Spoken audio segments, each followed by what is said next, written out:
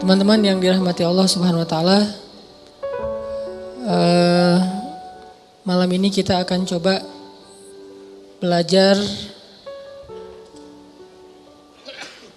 mengevaluasi diri kita ketika kita dapat masalah. Karena ketika orang diberikan ujian oleh Allah Subhanahu wa taala itu, maka manusia itu ada dua tipe. Ada manusia yang berkeluh kesah dengan ujian, ada manusia yang bersabar atas ujian. Dan orang yang bersabar ini juga bermacam-macam bentuknya. Ada yang sabar dengan pasrah, ada yang sabar justru dengan memperbaiki diri. Dia bersabar sambil memperbaiki dirinya.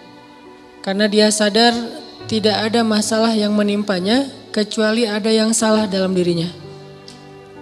Tidak ada musibah yang menimpa dia kecuali ada sesuatu yang dia lakukan yang mungkin bukan kebaikan, yang mungkin dosa.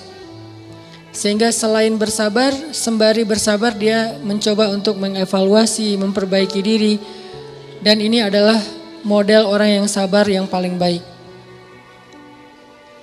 Sedangkan yang mengeluh juga macam-macam. Ada yang mengeluhkan masalah, ada yang mencari kambing hitam. Menyalahkan temannya, kayak misalnya dia gak lulus satu mata kuliah atau nilainya jelek. Dia nyalahin teman kos-kosannya gara-gara teman kos-kosannya ngajak dia main terus misalnya. Padahal itu kan pilihan ya, dia bisa menerima, bisa menolak. Bisa nyalahin mantannya, ini gara-gara saya diputusin, saya nilainya jadi jelek. Ya salah juga sih. Nah ini kan bentuk-bentuk keluhan nih. Ada yang menyalahkan sampai tingkat keluhan yang paling parah itu menyalahkan takdir. Menyalahkan Allah, ya Allah kenapa saya, apa maunya engkau, dan seterusnya dan seterusnya. Nah malam ini kita akan bahas angle orang yang ketika diuji oleh Allah bersabar dan juga sambil bersabar dia mencoba untuk memperbaiki diri. Dan ini adalah cara yang paling baik dalam menyikapi suatu musibah atau masalah. Cara yang paling elegan dan cara yang paling bijak, cara yang paling disukai Allah ketika kita mendapatkan masalah itu justru kita mencari tahu apa salah kita. Walaupun masalahnya bukan dengan keadaan, kalau menyalahkan keadaan kan susah. Masalahnya kadang dengan orang lain. Orang mencela kita, orang berkata-kata tidak baik kepada kita. Ya memang salah dia, tapi tidak akan menimpa ucapan itu kepada kita kecuali memang ada sesuatu yang terjadi dalam diri kita. Ada sesuatu dosa yang pernah kita lakukan. Nah ini namanya belajar bersabar sambil mengevaluasi diri. Bahasa fikihnya muhasabah diri. Menghitung-hitung apa kesalahan dalam diri kita. Nah, kita akan bahas tentang ini, gimana caranya kita menghadapi masalah, menghadapi satu musibah, menghadapi satu kejadian yang tidak enak dengan sabar, tapi enggak sekedar pasif, enggak sekedar mengatakan innalillah wa inna ilaihi rajiun, enggak hanya sekedar mengatakan hasbiyallah wa ni'mal wakil. Gak hanya sekedar merasa ini adalah cara Allah untuk menaikkan derajat saya.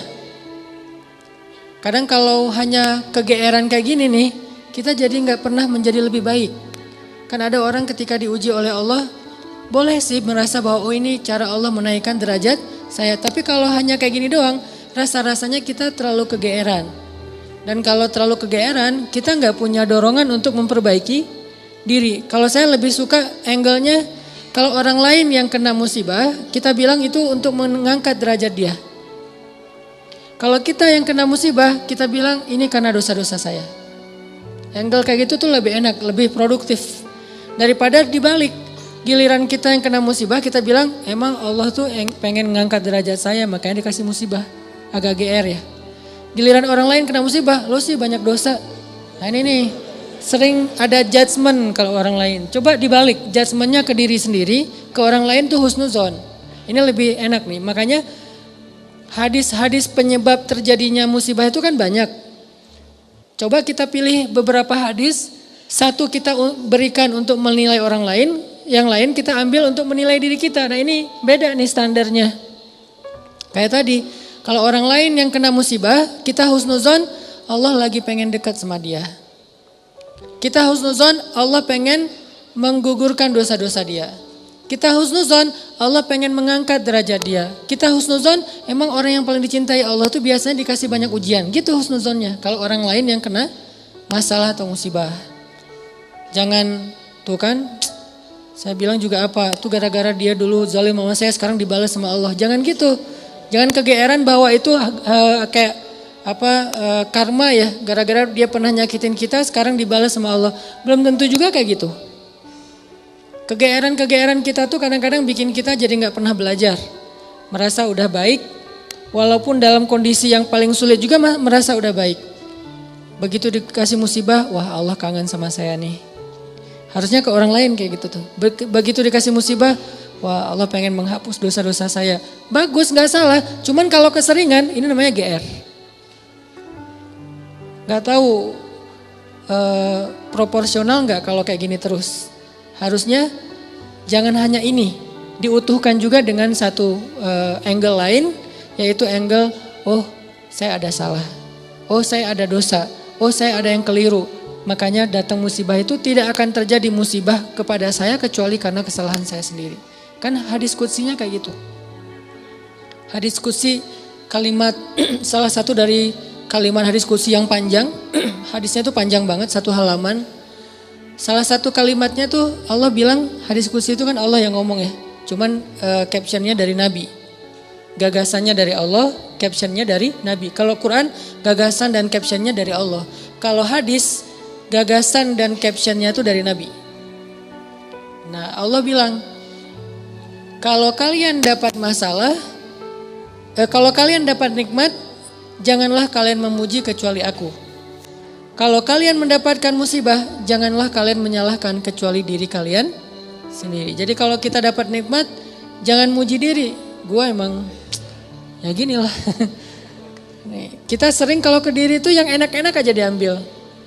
Kalau misalnya orang lain, itu mah kebetulan doang misalnya. Kalau giliran kita, ya ini memang saya memang kayak gini orangnya, bukan sombong ya gitu. Nah ini artinya kita terlalu sering kegeeran. Kalau kita dapat nikmat, yang dipuji adalah Allah. Makanya kalimat kalimat yang paling Allah suka itu Alhamdulillah.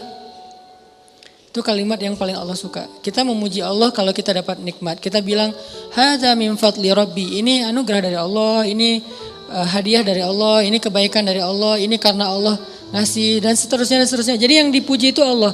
Wa amma bi ni'mati rabbika fahaddits, itu membicarakan nikmat Allah. Bukan membicarakan kehebatan diri kita. Tapi kalau diberikan musibah, jangan kita menyalahkan siapapun kecuali diri kita sendiri. Nah ini salah satu angle yang dibangun lewat hadis qudsi. Walaupun kadang bisa kita secara realistis melihat kesalahan orang lain. Untuk apa? Bukan untuk mengkambing hitamkan dia. Kalau emang dia salah, bukan untuk mengkambing hitamkan. Untuk apa? Untuk menghindar, untuk waspada, jangan sampai kita jadi korban dia lagi untuk kesekian kalinya. Kayak ada orang yang zalim. Gara-gara kezaliman dia akhirnya kita kena batunya nih. Ada orang yang dalam satu tim misalnya gak jujur. Akhirnya kita kehilangan satu proyek, satu usaha kita tuh bangkrut gara-gara dia gak jujur. Memang dia yang salah. Salah satu yang salah itu adalah dia. Dan kita akui bahwa itu kesalahan dia, tapi bukan untuk mengkambing hitamkan dia. Kalau enggak karena kamu tuh enggak ada masalah ini. Enggak, dia bukan satu-satunya, salah satunya. Karena kalau kita enggak punya dosa, mungkin kesalahan dia hanya akan menimpa dia saja. Tapi karena kita juga punya dosa, akhirnya kesalahan dia juga menimpa kita. Tapi Ustadz, ada yang hadis mengatakan, kalau di dalam satu masyarakat ada orang yang berbuat dosa, nanti Allah akan timbakan musibah yang kena bukan cuma dia, sampai tetangganya juga kena. Itu kenapa bisa gitu? Dosa tetangganya apa? Dosa tetangganya membiarkan kemungkaran terjadi. Kesalahan masyarakatnya adalah membiarkan dosa itu tanpa ada orang yang mau memperbaikinya. Itu kesalahan masyarakat. Jadi pesan moral dalam hadis itu bukan orang yang gak salah terus kena juga, bukan.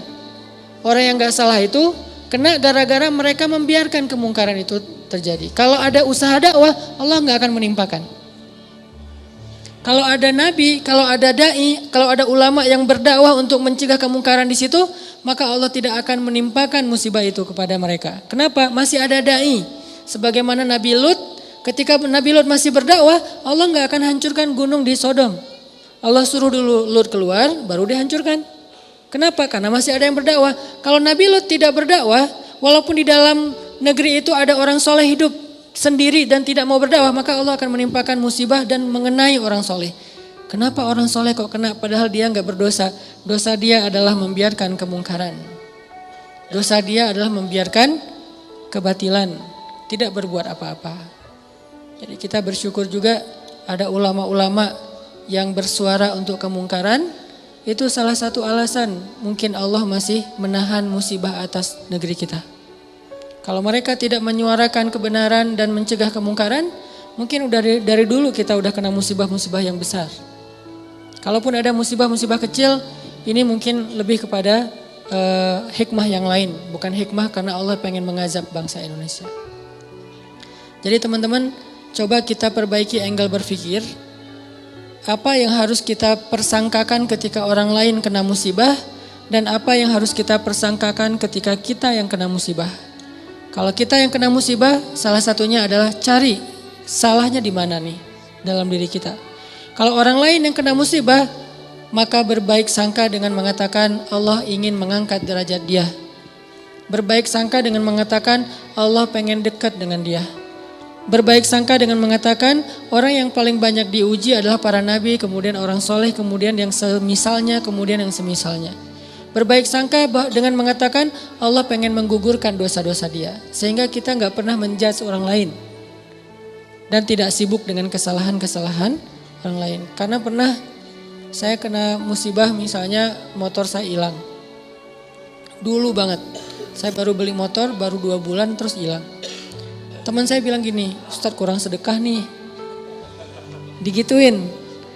Ya sih, saya nggak mungkin dong saya ngebantah kan ya. Oh iya ya mungkin. Cuman kan nggak enak ya. Orang lagi kena musibah, bukannya dia empati atau apa gitu, malah Ustadz kurang sedekah nih. Dia menjudge. Dan kalau saya kepancing, nggak tahu sedekah saya kayak gimana, kan habis pahala sedekah saya. Udah pahala sedekahnya cuma sedikit, riak pula gara-gara kepancing sama dia, hilang kan, nggak ada manfaatnya kan ya. Dan itu sering loh mancing-mancing kita jadi riak. Kadang-kadang riak kita itu bukan direncanain, bukan gua pengen riak nih, enggak. Kalau kelas kita insya Allah enggak gitu-gitu amat lah. Enggak mungkin kita sedekah pengen pamer, kita beribadah pengen pamer, kita tilawah pengen pamer. Kita tahulah itu mah sia-sia. Tapi kadang riaknya tuh muncul gara-gara kepancing sama orang lain. Lo enggak pernah gua ngeliat baca Quran, wah lo enggak tahu gua di HP ini ada Quran sampai 5 aplikasi loh. Buat apa juga banyak-banyak sama aja isinya. Aplikasi Al-Quran tuh ada 5 di sini dan sehari tuh coba lo lihat dan terakhir udah baca sampai surat berapa. Kan kepancing tuh, riak lah kita gara-gara orang lain. Atau misalnya taklim atau apalah. Atau umroh, haji, sedekah kayak gitu-gitu. Ada yang mancing, lo gak peduli banget dengan saudara-saudara kita yang di Palestina. Itu di sana tuh ngeri banget loh keadaannya. Lo kayaknya biasa-biasa aja. Lo ngelihat gue main, tapi gue tuh sedekah, gue tuh donasi terus setiap minggu tuh ngirim 1 juta. Habis kan? Ini riya yang kepancing namanya.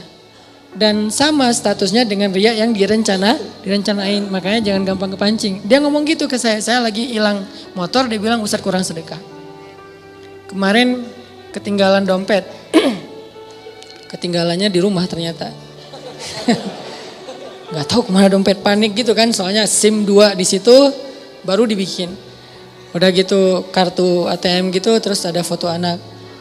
Alhamdulillahnya gak ada duit.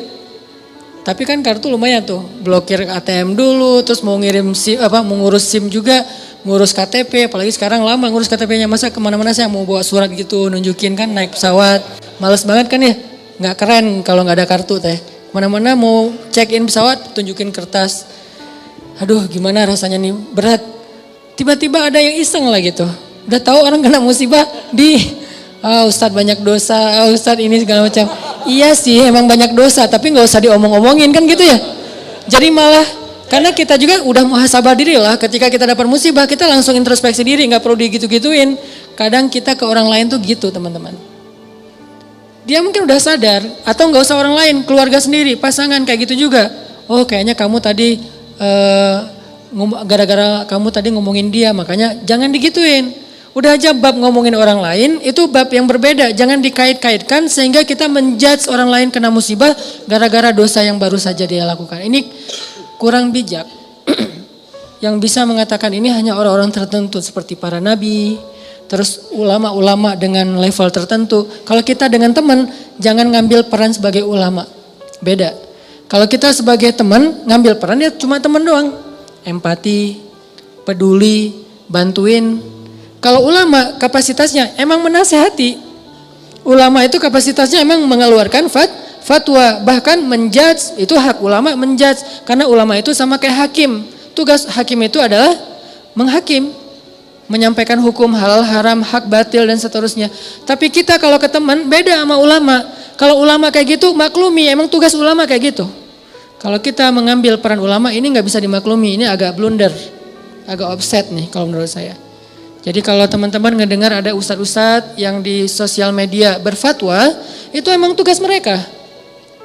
Jangan dijudge juga, nih ustadz ini kurang bijak. Emang gitu, kalau kita yang kayak gitu yang namanya kurang bijak. Kalau ulama kayak gitu, bijak tuh. Karena kalau ulama diam, lalu di mana amar ma'ruf nahi mungkar? Kalau ulama diam, lalu di mana dakwah? Kalau gitu saya juga harus, enggak, kalau kita enggak boleh ngomong, mending diam.